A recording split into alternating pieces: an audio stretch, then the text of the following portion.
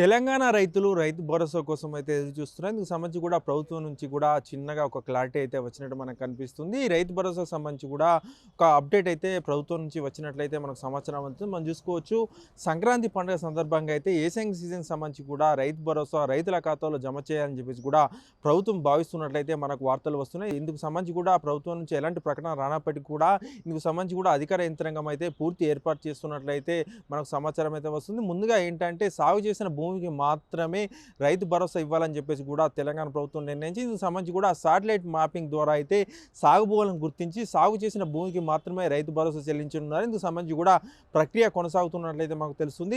Satellite mapping ద్వారా అయితే ఎక్కడెక్కడ ఏ పంటలు సాగు చేశారని చెప్పేసి కూడా గుర్తించడం ద్వారా అయితే రైతులకు సాగు భూమికి మాత్రమే రైతు భరోసా ఇవ్వాలని చెప్పేసి కూడా ప్రభుత్వం నిర్ణయించింది. మనం చూసుకోవచ్చు వర్షాకాలం సీజన్ సంబంధించి కూడా రైతులకు కూడా రైతు భరోసా రావడం జరిగింది.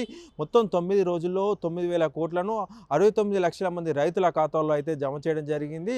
సో ఇప్పుడు కూడా అదే తరహాలో కూడా రైతుల ఖాతాలో రైతు భరోసా డబ్బులు జమ చేయాలని చెప్పేసి కూడా రాష్ట్ర ప్రభుత్వం భావిస్తుంది. దీనికి సంబంధించి కూడా అన్ని ఏర్పాట్లు కూడా అధికారులు చేస్తున్నట్లయితే తెలుస్తుంది. మనకు సంక్రాంతి పండుగ సందర్భంగా అంటే సంక్రాంతి ముందు కావచ్చు, సంక్రాంతి తర్వాత రోజుల్లో కూడా రైతు భరోసా సంబంధించిన డబ్బులు అయితే రైతుల ఖాతాలో జమ కావచ్చు. మనం చూసుకోవచ్చు మొత్తం సంవత్సరానికి ఎకరాకు 12,000 ఇవ్వాలని చెప్పేసి కూడా ప్రభుత్వం నిర్ణయించింది.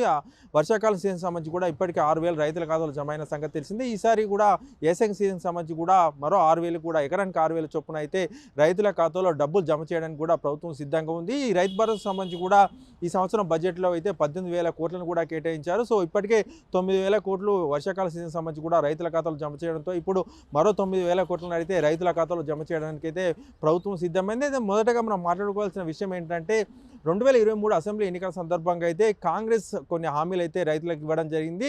2 లక్షల వరకు రుణమాఫీ చేస్తామని హామీ ఇచ్చింది. అంతేకాకుండా రైతు భరోసా ఎకరాకు 15,000 ఇస్తామని చెప్పేసి కూడా హామీ ఇచ్చింది. ఈ నేపథ్యంలో అధికారంలోకి వచ్చినప్పటికి కూడా ఎకరాకు 15,000 కాకుండా ఎకరాకు 12,000 చొప్పునే రైతు బంధు ఇవ్వడంపై కూడా బీఆర్ఎస్ నేతలు అటు బీజేపీ నేతలు అయితే ఎప్పటికప్పుడు ప్రశ్నిస్తున్నారు. మీరు ఎప్పుడు హామీని నిలబెట్టుకుంటారని చెప్పేసి కూడా ప్రభుత్వాన్ని కూడా నిలదీస్తున్నారు. మరోపక్క రుణమాఫీకి సంబంధించి కూడా ప్రభుత్వం రుణమాఫీ అయిందని చెప్పినప్పటికీ కూడా చాలా చోట్ల కూడా రుణమాఫీ అయితే కాలేదు. దీనిపై కూడా రైతులు ప్రభుత్వం పట్ల ఆగ్రహంగా ఉన్నట్లయితే మనకు తెలుస్తుంది. సో ఏది ఏమైనప్పటికీ కూడా సంక్రాంతిలోగా మాత్రం ఏసంగి సీజన్ సంబంధించి కూడా రైతు భరోసా రైతుల ఖాతాలో జమ అయ్యే అవకాశం మనకు కనిపిస్తుంది.